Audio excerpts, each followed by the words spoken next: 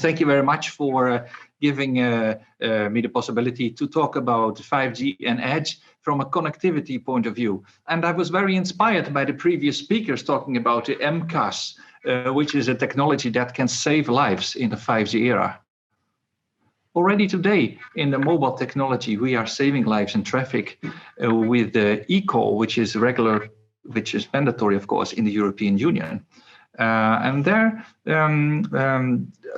all new cars that are being shipped in Europe are actually having a SIM card, but they're not connected to the network. Only after a crash would occur, the car will connect to the network and would do emergency calling using a GPS, etc. So that's regulated in the European Union because I thought this privacy question was very good. Unfortunately, or fortunately, but it's for the privacy reason, this connected car is not connected. These SIM cards are dormant. They are in kind of sleep mode. But let us talk about the 5G instead, because this technology, eCall, the public e-calling, is working on 2G technology still. Good morning, good afternoon, everybody. My name is Jelte Jansons. I'm product manager working with the Internet of Things. I'm based in Stockholm, Sweden, and I'm working for Telenor Connexion. Just a few words about what we are doing in the Internet of Things, just so you understand our point of view and understand our examples from that perspective. So what we are specialized in is global connectivity. So here is a map of the world that shows where we have connected devices from our customers using connectivity. And this is all working by using data roaming concepts. So we're using our roaming partner networks, local operators in the all around the world, to provide this connectivity. So what then the value is that what we do is that the value is that we have a single point of contact. So it's a one-stop shop for global connectivity, if we can say it, a little bit simplify it. Especially you get one invoice with all your costs, etc. So we are specialized in this case in Telenor Connexion. Telenor is an operator. We are headquarters in Oslo in Norway, but we are in the Nordics. In Europe, but we also have a very strong presence in Asia, for example, in Thailand, Bangladesh, and several other countries. But I think that's enough about what we do with what Telenor is about. We are here actually to talk about today's world, and I would like to look back a little bit and also reflect on what we learned from the COVID crisis as a telecommunication industry. Of course, first of all, the COVID crisis is a horrible event. Many people pass away too early. A lot of economies are very hard hit. People lose their job. So it's not at all that the COVID crisis is actually a change for the worse of the society at the moment. The next change could be a better one. But let's see what can we learn from that. Very good source of information for what's happening in the global connectivity is also Ericsson's mobility report. And Ericsson's mobility report, they have done a survey and found out that 83% of respondents actually really think that connectivity is important. With connectivity, we're connecting the social distance. So connectivity has been something nice to have, to something that is really helping society further on. But what did it mean actually for us? Well, we see, of course, there is a large increase in residential broadband because people are working from home. But also we see a lot of increases in the mobile subscriptions. So that's things that are moving around, especially in suburban areas, where people often use 4G, let's say, modems to connect to their work in a very reliable way. But of course, 5G will improve this. But we also see that suddenly video streaming and uploading increases a lot. As we see today, what do we do here today? We're all streaming video. Now, we are going to a world that there is not just one streaming video, but there are massive streaming videos. Look at the usage pattern. The usage pattern was that before, you see here, children, they are perhaps watching YouTube or TikTok. I don't know what children are doing these days, or people are using the internet as a kind of entertainment. surfing, and some streaming. And we're moving to a world where people are massively connected and really depend on the connectivity, not just because it's entertainment to watch a movie, but actually to do their work. And therefore also, this is a pattern that has been changing and has been going much faster than before. And we believe that this will stay a lot this way, that people will depend more and more on connectivity. So connectivity is having a big impact on society. But not just for the consumer market. We also see that IoT connectivity, basically at the moment, mostly on 4G, is helping the society in the COVID-19. Well, the most example that most people are thinking about is that you have here on the phone, you have an app, and then there is with the Bluetooth connection, you can see who is the people close to you that are infected, that can help to find people that are people that could possibly be infected. This is a huge debate about this in Europe, for example, but we see in Asia, based on our experience in Asia, that this kind of applications have been very successful. So this helps. But this is a standard example for the consumer market. For the Internet of Things that we are working on, we see that other use cases is to find equipment, asset tracking. Yeah, of course, we can have equipment that is in a hospital. We could, track that kind of equipment with a Wi-Fi network. But if we have multiple hospitals in a city, then this equipment is moving between different hospitals, then they need to connect in both Wi-Fi networks. That would be fine if they have the same infrastructure. But then if you scale it up to a country or to basically globally asset tracking, you see that the asset tracking is a very important case for mobile connectivity, because it bridges all those fragmented networks. But also is used to reduce hospital visits, especially in Asia. So there are a lot of people that have chronic illnesses which are very serious, but not life-threatening like the COVID-19. And these people have difficulty to access healthcare because the healthcare is very much occupied for good reason with the COVID-19. These people can use wearables to monitor heart rate. So we see here also for the healthcare and to help the society in the COVID-19, there is another way how connectivity is an important factor. And on our IoT blog, we describe this in more detail. Well, what can we learn if we summarize it in 2 points, which I think is relevant for you, because I think for this 5G and Edge, what's important for us that are working with 5G and Edge? Well, it's a no-brainer, but the even faster and more reliable connections is improving. It's not for entertainment, it's for work. It was, of course, also for life saving, directly, like the very good example we saw with the MCAS, which is for the self-driving car, or for the cars are communicating with each other for what's happening now, but also basically to help the healthcare.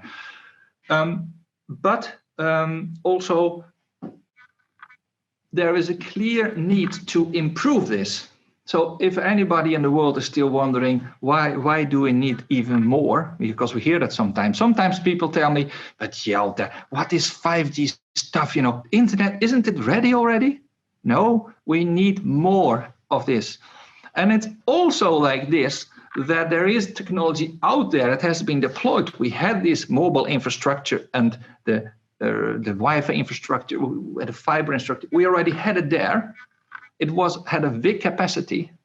And suddenly, because it's possible, people start to use it and start to depend on it. So sometimes we must make sure to keep on believing in technology, even when, for example, I see in the previous session, it was this MCAS, some of the things are not really yet, we don't know how to resolve all the problems. Sometimes we don't have the business cases ready, but we need to believe in the technology, because the society will change again, hopefully for the better, and then we can start to use this technology because it is deployed. So we should look just beyond the business case. So what is then 5G? 5G is a new chapter in the Internet of Things. I also would like to say, especially in this forum, that 5G is not, let's say, a revolutionary technology that changes everything. No, it's built on existing infrastructure, making it even better and faster. And the interesting thing is that, you know, we at Telenor Connexion work with telemetry in the 1990s already. We have come all the way from a journey to machine. And then basically there was already an infrastructure. It was a mobile infrastructure. It was made for voice and SMS and so on, and a little bit data, but it was not made for the Internet of Things. Now with 5G, we have real Internet of Things technology, which are three parts. So there is mobile IoT, there is enhanced mobile broadband, giving much faster, much more data, and there's critical communication for things that must go much faster, as we have seen in the previous discussion. So first of all, what is mobile IoT? Mobile IoT, it's not announced so much, it's not consumer focused, it's real IoT technology. So what you can do with this, you can tune and tweak to get a very long battery life for some devices. So it could be up to 10 years. Those are often these extreme examples of who needs actually a sensor that has 10 years battery life. You could also say, you know, we would like to have a battery life of 1 week instead of 1 day, because if we have a battery life of 1 week, we can suddenly get much more use cases like, okay, tracking a device that hasn't been connected to a power for a week, perhaps a device that's been stolen. So suddenly it doesn't have to be such extreme use cases. Because you understand perhaps how does this actually work, this longer battery life. It works by doing less. This is a little bit different than we are thinking normally. We think we should work very hard. That's good, work hard. But don't work hard, because you work very hard, you use your energy, you get tired, you live shorter. So sleep more and do less. So radio, do less. But if I put my device to sleep, what will happen? I cannot reach it. So if you, for example, Annie, I would like to take a nap now and sleep for 5 minutes. Do you think the audience would like it? Probably not. I have a bad responsive, but I save a lot of battery. So the interesting thing is that here the IoT developers, and that is people like you building those use cases, can tune and find the right balance between fast response and long battery life. It also provides a better indoor coverage by using a lot of repetition of signals. Then enhanced mobile broadband is basically focused on the consumer market. But it now, since the world has changed since, let's say, the beginning of 2020, it will allow even more remote working with even better video streaming quality. You know, I find that 4G works fine if you have just one video stream, but if you have multiple video streams, then 5G will give you much more bandwidth. Remote maintenance is another example. Here we see an example where this lady is perhaps an expert in repairing a machine. She has an expertise of fixing a machine, but she is in Sweden and the machine is in Spain. Before COVID-19, the lady would fly to Spain, fix the machine and fly back. Now, since COVID-19, we use remote. We don't want to fly there. We would like to remotely connect there and use a video stream to do this repair, perhaps with some local assistant there and with a video stream. So here the Internet of Things helps us also for proactive maintenance and for maintenance things there remotely. Saving is not only better in this current crisis, but saving also quite some energy, right? And better for the environment. Retail customer support is another example, perhaps too much in this context of 5G Edge. But I always summarize it a little bit that if you need massive streaming where people cooperate with IoT, which is not the time critical is not the most important, but it's important that it goes very fluent, then this enhanced mobile broadband is a technology that's targeted to consumer market, but will be used a lot as well for IoT. Now, the critical communications is the part where the edge kicks in. That critical communications is when it needs to be faster. And that is for self-driving cars. We have seen in this MCAS example, and here I'd like to be a little bit provocative, because I think a lot of these examples we see, like MCAS, the people working with that, you are perhaps 10 years ahead or 5 years ahead in time, which is good. But for a lot of people, this scares a lot of people. Like, how would it work with the privacy? Is this safe, etc.? So I think it's a good example, and we are heading that direction, but not immediately. The first use cases that we will see in this area will be Industry 4.0, and I have seen that during this event there is also dedicated Industry 4.0 sessions. So I will not repeat all the messages there, but where different machines cooperate, like here is a closed environment like a factory, several robots work together to make one product. They need to have very fast communication. It's a closed industrial environment. There are no lives at stake. You know, if your production of your manufacturing stops for 15 minutes, it costs a lot of money, makes people very upset, but there's no life at stake. So these kind of use cases will be the first ones that will benefit from critical communications. And the self-driving cars for public roads, the life-saving ones, they will follow later. So I think here is actually a message to us in this kind of forums. We should try to keep the use cases a little bit smaller, otherwise we might scare people. I'll come back to that later. But critical communications, when you have machines that cooperate, then this is helping a lot. You know, since I am a human, perhaps have you noticed it, I'm quite slow. How fast can I respond to things? Not within a second, probably. So that is slow. So, but machines can be much faster. So there, when you have massive streaming, you can have this. So how fast can you make it? Well, we would like to make it as fast as the speed of light. And that means that you have to be, you know, have to be close to the cloud. And here the edge kicks in. I think we have mentioned this before. Perhaps this is an introduction to why edge is needed. But edge is needed, otherwise, you know, it will be too slow because data can't travel too fast. So here is something very different. We have been, in the recent years, we have been putting all our data in central clouds. Before that, we had nice local data centers. Then we put everything to the public cloud or to different cloud. Why do we do that? Because, of course, it's cheaper to have things in the cloud. It's easier to scale, etc., etc. But there is also a disadvantage. It will be slower.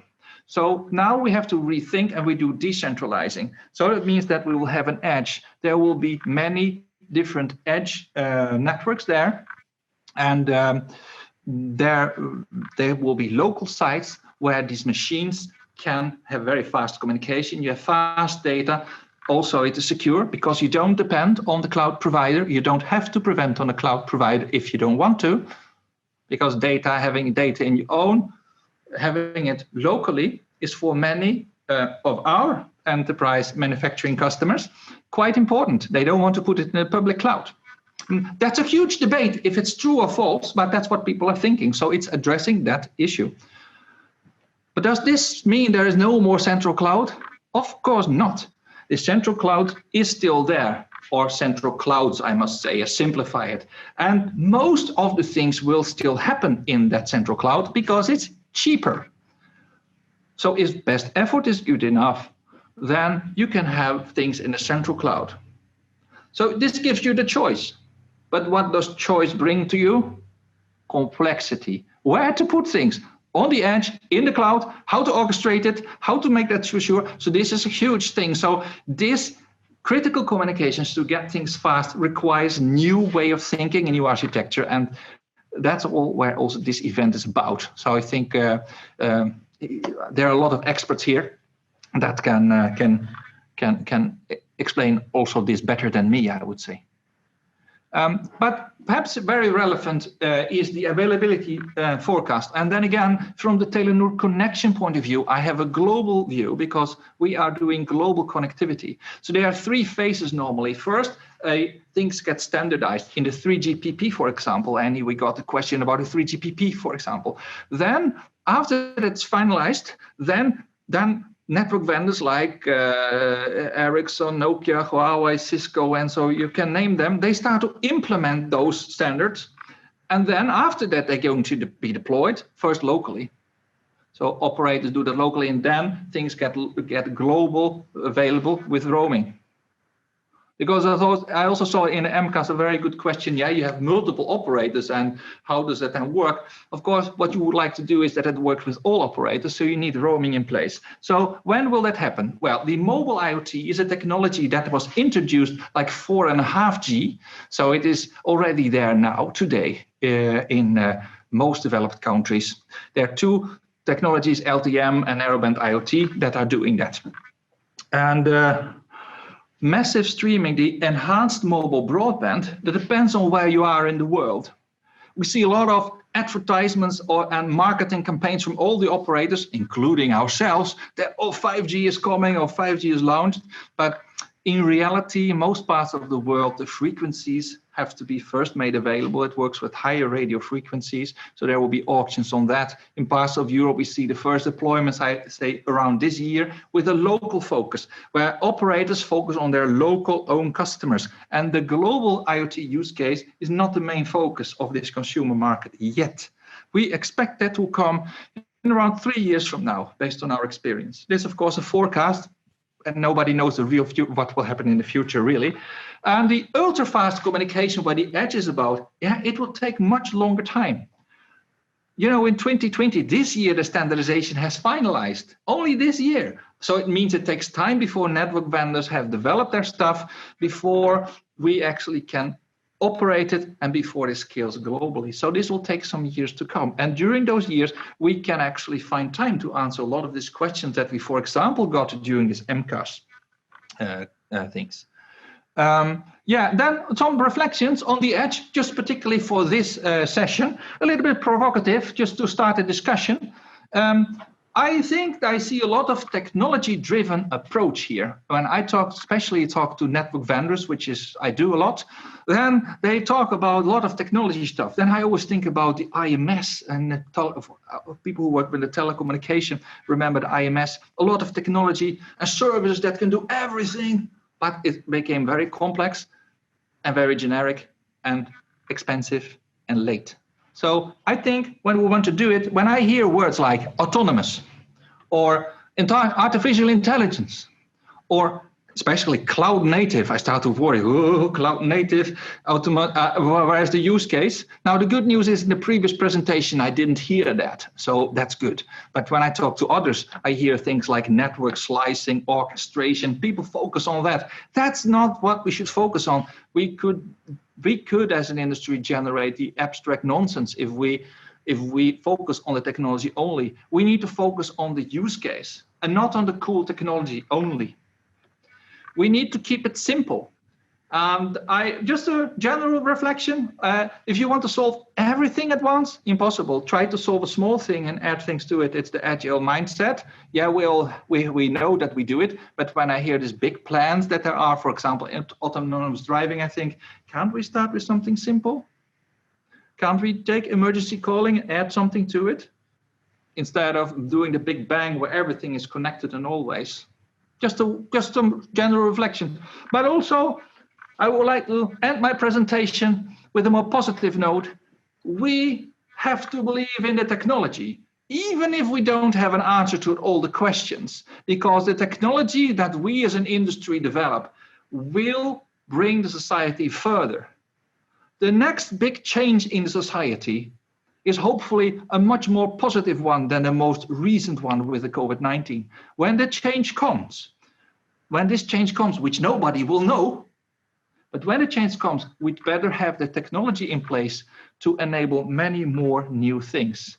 Because for connectivity, the best is yet to come. Well, thank you for that, Jelte. We have a few questions you'll be surprised to hear. Rajesh asks, how many companies see a remote network environment as the new normal? IoT devices will enable organizations to use data in real time to make critical business decisions. What will be the role of IoT in accelerating enterprise digital transformation? Yeah, so there are many different aspects that we can look at for the IoT. One of the aspects is, for example, a relationship from the enterprise to your customer. A lot of our customers, they produce goods. For example, produce a washing machine. That washing machine is produced in, let's say, Denmark, and then it's being shipped, and it ends up in, for example, the United States. Then the end user is an American end user that perhaps uses a connection from one of our let's say, roaming partners, and connects that washing machine. That enterprise then have a direct relationship with that end customer without any interference of local Wi-Fi networks, or because normally a washing machine or a product is being sold to a wholesale and so an agent, so there's no direct relationship. So it will help you for the customer relationship. Another thing, what you can do with the IoT is to prevent problems with your machines and therefore improve user experience, proactive maintenance. Of course, I see in shops, for example, a lot of connected stuff. I bought a connected heater, yeah, but it's up to me to make that connection happen. And then basically, if you are the manufacturer of the heater, you miss out on the consumer that is not connecting his device. And this kind of use case could be, for example, that if there's a problem with the heater, the app in my phone warns me and gives me a phone number where I can get service and, of course, buy a new device. So it's about consumers, but it's proactive maintenance. Another aspect in the Internet of Things we have seen in the previous sessions is helping the society further. It is making it more efficient to, for example, have many connected devices in cities, make the traffic safer. So there's a lot of different aspects. The key thing that I'm saying is here that connectivity is only increasing in importance.